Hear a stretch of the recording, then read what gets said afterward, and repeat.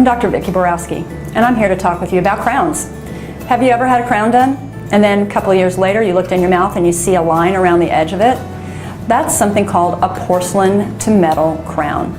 We used to have to do those because we didn't have a way to make an all porcelain crown that would be able to stand chewing forces in the back of your mouth.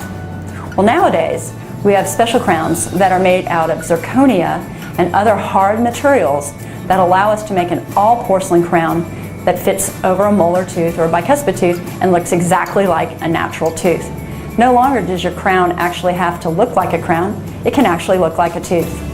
If you have questions about old crowns that you have in your mouth, or maybe you need some crowns, or you're even just wondering, do any of my teeth need crowns that have fillings in them, give my office a call, 972-380-6223. We'll happily help you out.